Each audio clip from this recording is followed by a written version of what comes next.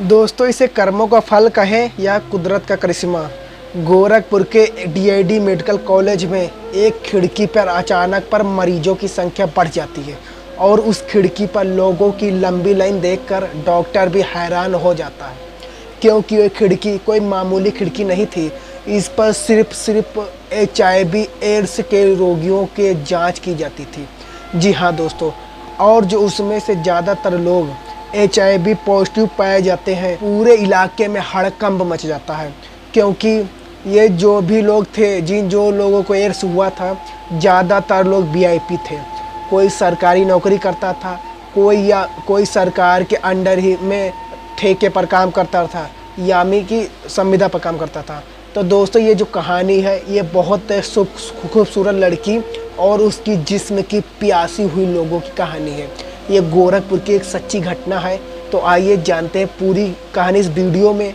तो वीडियो में आगे बढ़ने से पहले वीडियो को लाइक कर दीजिए, चैनल को सब्सक्राइब कर दीजिए। दोस्तों, ये बात है 2018 की।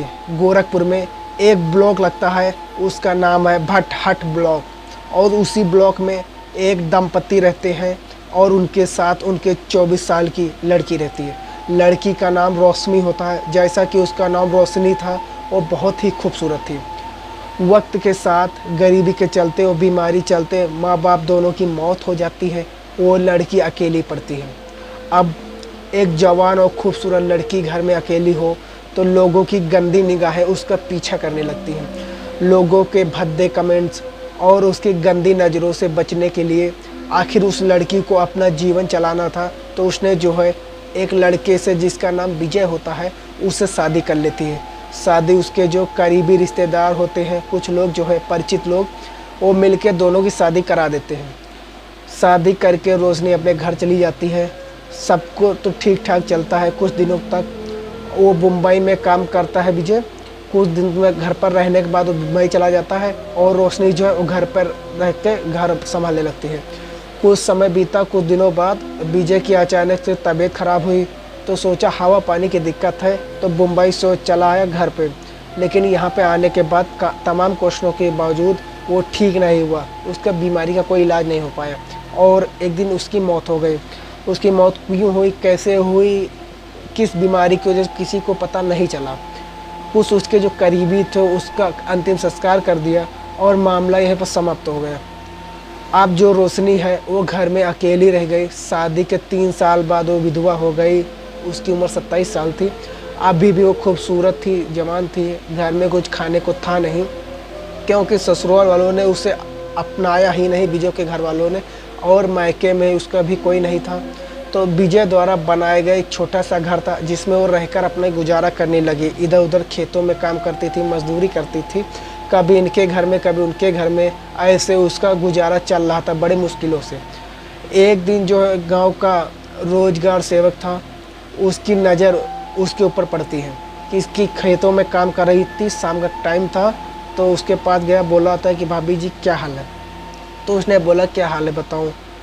जो हाल है आपके सामने है, घर में खाने को कुछ है नहीं, एक पैसा नहीं है और इधर उधर मजदूरी करते हैं, कोई मदद करने वाला है नहीं। मैं आपको क्या हाल बताऊं, यही सब है, देख लीजिए। तो उसने बोला कोई बात नहीं भाभी जी, आप इतना काम करते हो और आप एक काम करो कि राशन कार्ड बनवा लो और एक विधवा पेंशन बनवा लो, विधवा पेंशन कार्ड बनवा लो, जॉब कार्ड बनवा लो, ताकि आप मनरेगा में काम मिलता रहे। तो ऐसे में आपका गुजारा हो जाएगा। और अगर कोई दिक्कत होगी तो मैं तो ही हूँ, मुझे अपना ही समझो। लेकिन ये है कि ये सब आपको बनवाना पड़ेगा, राशन कार्ड वगैरह, उसमें 500-1000 रुपये खर्चा भी आएगा। ये सुनते ही रोशनी ने कहा कि भैया मेरे पास पैसा तो एक भी नहीं है और मैं कहाँ से लाऊंगी इतने पैसे। तो जो रोजगार सेवक था उसने बोला कि आप चिंता मत करो, आपके लिए तो मैं 500-1000 मैं ही खर्च कर दूंगा और मुझे अपना ही समझो। तो ये कहते वो जो है रोशनी का फ़ायदा उठाने की कोशिश करने लगा, उसे बहकी बातें करने लगा, उससे नज़दीकियाँ बढ़ाने लगा। तो 1-2 दिन 3 दिन ऐसा होने लगा। तो रोशनी ने उससे कहा कि भैया आप जो चाहते हो मैं आपसे नहीं कर सकती और आप मुझे मेरी किस्मत पे छोड़ दीजिए। तो रोजगार सेवक उसने कहा कि चलो कोई बात नहीं, बिना पैसों के आपका काम तो प्रधान जी ही करा सकते हैं, मुझे तो तुम अपना मानते ही नहीं तो मैं क्या करूं। तो उसका संपर्क गांव का जो प्रधान होता है उससे करा देता है रोशनी का संपर्क। अब जब प्रधान के पास वो जाती है, प्रधान उसको देखता है तो उसकी भी नीयत ख़राब हो जाती है, क्योंकि वो जवान थी, खूबसूरत थी, विधवा थी, कोई आगे पीछे था नहीं। तो वो जो है प्रधान जो होते हैं इतना घाघ आदमी था कि उसने वो सब कुछ कर लिया रोशनी के साथ जो उसको मन करता था। आए दिन उसको बुला लेता था, जहाँ मर्जी हो उसका राशन कार्ड बनवाने के बहाने, रोजगार देने के बहाने। और रोशनी क्या करती, उसके आगे पीछे कोई था नहीं, प्रधान जैसा चाहता था वैसा वो करती थी। और प्रधान की जो नीयत थी इतनी बदनीयत हो गई कि उससे अपने काम करवाने के लिए वो जो अधिकारी थे, ब्लॉक स्तर के अधिकारी थे, जिले स्तर के अधिकारी थे, उनके सामने जो है रोशनी का इस्तेमाल करना शुरू कर दिया। उसने अपना काम निकलवाने के लिए रोशनी को आगे कर देता था और रोशनी से बस यही कहता कि साहब जैसा कह रहे हो वैसा तू करेगी तो तेरा काम हो जाएगा, तेरा कार्ड वगैरह बन जाएगा। तो दोस्तों इस तरीके से जो पंचायत सचिव थे, रोजगार सचिव थे, बाबू थे, क्लर्क थे, चपरासी थे, प्यून थे, जो भी थे, सब लोगों ने उसको एकदम से उसका शारीरिक शोषण करना शुरू कर दिया, उसका खिलौना बना के रख दिया। जो प्रधान से कहानी शुरू हुई थी उसमें सारे लिप्त हो गए। और दोस्तों सिर्फ और सिर्फ एक राशन कार्ड के चक्कर में, एक विधवा कार्ड के चक्कर में इस तरीके से लोग हद से ज़्यादा लोग उतारू हो गए। तो ऐसे करते करते कई महीनों तक चलता रहा और डॉक्टर के चक्कर काटती रही और उसका शोषण होता रहा। एक दिन जो है उसकी तबीयत ख़राब हो गई रोशनी की। तो उसने प्रधान से कहा, क्योंकि प्रधान एक तरीके से उसका मालिक बन चुका था। और उसके बाद जो रोजगार सेवक को ये बात पता चले, जिसने उसको मना कर दिया था पहले, उसने भी बोला भाभी जी आपने तो मुझे मना कर दिए थे और तुम ऐसे ऐसा करती हो। तो उसने भी जो चाहा उसने भी कर लिया उसके साथ। तो दोस्तों इस तरीके से एक दिन अचानक से जो रोशनी है, जो उसकी तबीयत ख़राब होने लगी, प्रधान के पास गए। उसके बाद बोले मेरी तबीयत ख़राब होने लगी है। तो जब रोशनी प्रधान के पास गए तो प्रधान जो उसके जो फैमिली डॉक्टर थे उसके पास रोशनी को लेकर गए, उसका इलाज करवाया, बहुत इलाज कराया उसने, लेकिन कोई फ़ायदा नहीं हुआ। तो उसने कहा कि जो डॉक्टर था कि जो भाई इनका तो खून वगैरह जांच करवाना पड़ेगा। तो प्रधान के कहने पर ब्लड जांच हुआ तो उसमें जो है रोशनी को एड्स की बीमारी का पता चला, उसका एड्स हो चुका था। तो उसने कहा कि प्रधान जी इनको तो एड्स हो चुका है और इसीलिए इनका बुखार जा नहीं रहा है। तो प्रधान जब ये बात सुनता है दोस्तों तो थर थर काँपने लगता है, उसके पसीना छूटने लगता है, उसके आंखों के सामने अंधेरा सा छाने लगता है, क्योंकि उसको रोशनी की चिंता नहीं थी, उसको अपनी चिंता थी। क्योंकि वो जान चुका था कि जो रोशनी के साथ आज तक कर रहा था, हो ना हो कहीं ना कहीं उसको भी ये बीमारी लग सकती है। कि फिर उससे विश्वास नहीं किया, गया दोबारा जांच करवाया गोरखपुर के DID मेडिकल कॉलेज में ID सेंटर में। वहाँ पर जो है वहाँ पर भी HIV पॉजिटिव की पुष्टि हो गई।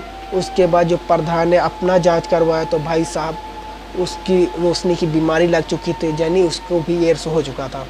उसके बाद रोजगार सेवक को फ़ोन किया कि तूने कैसे लाया इसको, कहाँ से ले आया था, इसने मेरी ज़िंदगी बर्बाद कर दी, अब मैं कहाँ जाऊँ, क्या करूँ। उसको क्या पता कि जो रोजगार सेवक का भी यही हाल होने वाला। उसने भी जांच करवाया, उसको भी एड्स। इस तरीके से जब बात सरकारी कर्मचारियों तक पहुंची तो जिन जिन लोगों ने उसको शारीरिक शोषण किया था उन सारे लोगों में एकदम से हड़कंप मच गया। तब सारे आए भागे अपने चुपके से या किसी तरीके से इधर उधर जांच कराने लगे।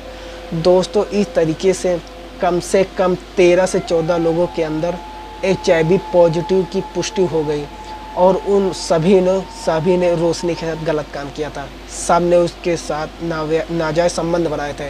दोस्तों रोशनी की बदकिस्मत थी कि उसे अपने पति से HIV मिल गया, लेकिन जो सरकारी कर्मचारी थे, जो प्रधान थे, रोजगार सेवक थे, जो ना जाने कितने ऐसे लोग थे जिनके साथ कोई मजबूरी थी नहीं, उन्होंने उस बेचारी को, महिला को खिलौना समझकर उसको जब मर्जी तो उसको रौंदते रहे, उससे अपनी हवस की प्यास बुझाते रहे। उसकी क्या गलती थी? उस तो एक राशन कार्ड के लिए, एक विधवा पेंशन के लिए उसके पास चंद पैसे नहीं थे, 200-400 रुपये नहीं थे उनको रिश्वत देने के लिए। तो उन्होंने रिश्वत के बदले उन्होंने ये काम किया, ये अन्याय किया। तो लेकिन उनको क्या पता कि उसको कोई देखने वाला नहीं, कोई निगरानी भी करता है।